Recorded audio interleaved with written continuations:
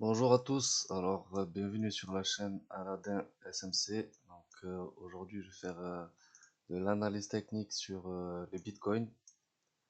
SMC, qu'est-ce que c'est? C'est la Smart Money Concept, donc c'est de l'analyse technique. Voilà, pour Bitcoin, on est aujourd'hui donc le 19/12/2025 situé à 87 $891. Voilà, on voit qu'on a eu une belle accélération à partir du point bas en 2022 et depuis on est monté jusqu'à 126 $125 000 à peu près. Donc on a une belle croissance de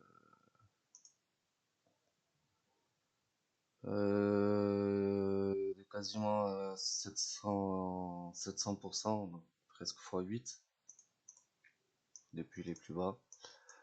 Maintenant, la grande question, c'est est-ce qu'on a un bear market? Est-ce qu'on a une entrée en bear market? Parce que comme on le sait, voilà, le Bitcoin il est cyclique, il marche avec des cycles de 4 ans. Donc tous les 4 ans, on a un nouveau sommet.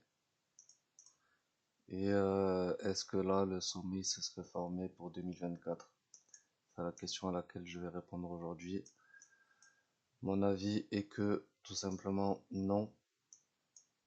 Non, car le Bitcoin, voilà, je pense qu'il ne suit pas tout simplement un cycle de 4 ans par hasard, que c'est pas forcément lié au halving, même si ça y joue, vu que ça réduit l'offre. Voilà, je pense que ce qui impacte concrètement, c'est le cycle, les cycles, les cycles de l'ISM.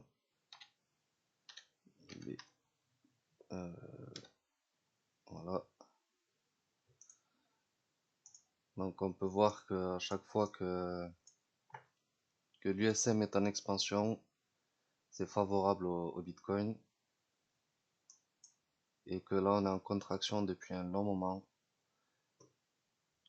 On est en contraction depuis un long moment et on n'a pas encore cette phase d'euphorie qu'on a eue sur les précédents cycles. Voilà. Ce qu'on a aujourd'hui, ça n'a rien comparé par rapport aux autres cycles. Là, on voit une phase d'euphorie. Là, on voit une phase d'euphorie avec une montée vraiment en escalade. Là, on voit une phase d'euphorie. D'accord? Et là, on l'a pas eu. Pour moi, je pense qu'on pourrait l'avoir à partir de là, justement, jusqu'au peut-être 200K environ aux alentours. Je pense qu'on aura une belle zone d'euphorie, sûrement en 2026. Je pense en Q1, Q2, probablement Q2, le point haut. Et voilà, je pense pas qu'on est encore qu'on va passer en bear market. Voilà, faut savoir aussi que pour fonctionner, les marchés, ils ont besoin d'incertitude aussi, hein. C'est-à-dire que si c'est prévu et que tout le monde le sait, ça peut pas marcher. Voilà. Ça peut tout simplement pas marcher. Je pense qu'on est sur un bear trap, bear market trap, si je puis dire. Les autres éléments qui me font penser cela, voilà, on voit qu'on a eu tout simplement ce cycle, il ressemble pas aux autres, hein. On a une montée en escalade et pour moi, ça me semble, je pense à 80-90% qu'on va voir des nouveaux plus hauts en 2026. On sait que que le Bitcoin réagit au cycle de la dette et que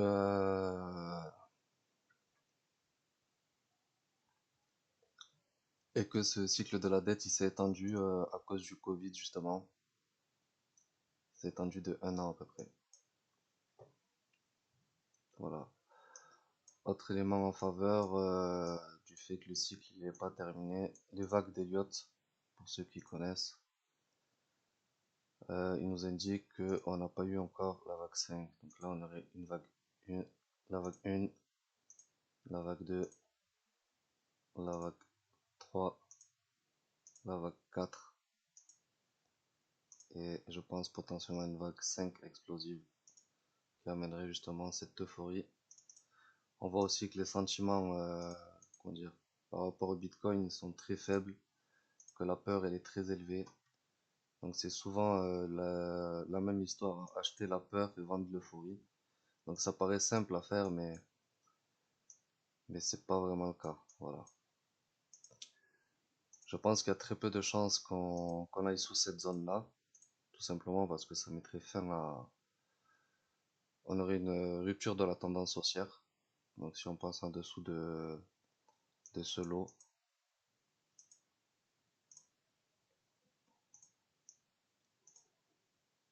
voilà, ce lot, si on casse, si on va en dessous, ça signifierait, ben, je remettrai sûrement mon analyse en question. En tout cas, pour le moment, c'est pas le cas. Mais pour le moment, la tendance haussière reste intacte. On sait que le Bitcoin il réagit à la liquidité.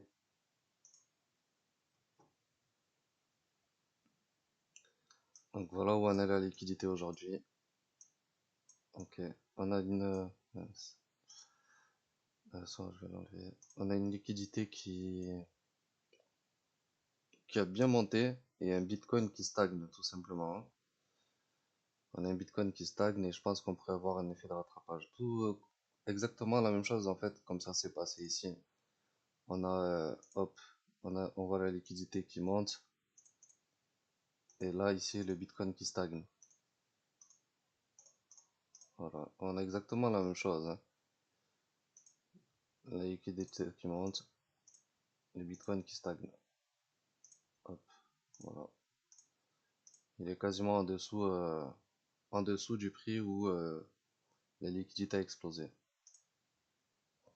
Donc voilà, je pense sur les 3 mois peut-être un peu plus, 3 voire 6 mois. Donc voilà, c'est ce qui me fait penser que le Q1, on aura bientôt certainement le démarrage et que certainement Q1, Q2 sera bullish. Voilà, après voilà. Donc pour le moment, pour repasser vraiment officiellement bullish et voir une, euh, une accélération haussière notable, voilà, on aurait une dimen ici, simplement. On a une dimen ici, il faudrait casser ce high ici, à partir des 106 000, 107 000. À partir de là, je pense qu'on pourrait commencer à avoir une belle accélération. Je pense qu'on va rester un peu en congestion dans ce niveau-là. Je pense qu'on va avoir une belle accélération ici. Aujourd'hui, on est donc vendredi. Très prochainement, une belle accélération. Voilà, une grosse zone de liquidité sur toute cette accélération baissière. On voit que le prix il est en train de faire une figure de retournement. Euh, voilà. Moi, j'ai placé des longues à ce niveau-là, malgré que structurellement, ça reste assez risqué. Mais voilà, ça reste pas simple à déceler. Mais en mettant en confluence toutes les différentes analyses, j'ai conclu que il y a de très grandes chances que à partir de là, on se dirige, euh, on se dirige aux alentours des 100K. Peut-être congestionner, galérer un peu. Une fois qu'on a cassé ce high, je pense qu'on pourrait voir une belle accélération. Ouais, une deuxième dizaine aussi, mais je pense que la plus importante, ça va être celle-là, vraiment, pour repasser sur un sentiment bullish. Donc voilà, ici il y a de la peur et je pense bien que voilà, on fait une figure de retournement, qu'on n'ira pas en dessous de ce lot. Voilà, on voit que ce lot il a fait une mitigation de cette dizaine. Je pense qu'on reviendra pas en dessous, qu'on reviendra pas en dessous tout simplement, que ici ce niveau-là il est protégé. Qu'on reviendra pas en dessous des 83 746.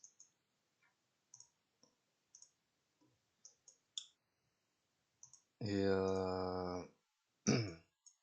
et voilà, je pense que très prochainement, peut-être aujourd'hui, peut-être lundi, voire semaine prochaine, qu'on aura une accélération jusqu'au 100K à peu près. Voilà. Autre chose que j'aimerais montrer, la clôture annuelle. J'aimerais bien masquer. Bon, je vais prendre un autre. Voilà. Au niveau de la clôture annuelle, on voit quelque chose de marquant en fait. C'est que depuis la création de Bitcoin, on a une accélération phénoménale. Là, on a une mise en place de trois cycles, donc qui se ressemblent à peu près. Enfin, là, un cycle, deuxième cycle, troisième cycle. On s'attendait tous à avoir une giga bougie là, comme celle-là, comme celle-là. Voilà, une giga accélération enfin, mais finalement on a une indécision, je pense, du fait de ben déjà qu'on a atteint les 100K, c'est un niveau psychologique clé, mais on voit que c'est vraiment la première fois depuis la création de Bitcoin qu'on a ce type de bougie. À voir si on va clôturer du coup à la fin de l'année en vert. Je pense que cette clôture annuelle elle va être importante, elle va être un indicateur pour savoir ce qu'il va se passer l'année prochaine. Voilà, si on clôture l'année au-dessus des 95 000 à peu près, on aurait une bougie verte. Voilà, 94 000 à peu près. 94 000, si on clôture au-dessus, on aurait une bougie verte, ce qui serait positif pour la suite de l'année 2026. En tout cas, pour le début de l'année 2026. Voilà, c'est une bougie d'indécision. Voilà, les vendeurs et les acheteurs se neutralisent entre guillemets. Et je pense que les vendeurs ils vont enfin les acheteurs ils vont prendre le dessus et je pense à un début 2026 bullish. Début 2026. Après pour la suite, je reste encore assez mitigé.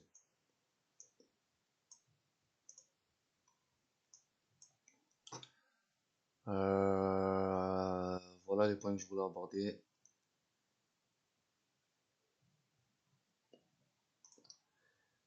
Voilà les points que je voulais aborder. S'il y a des questions, n'hésitez pas à me dire en commentaire.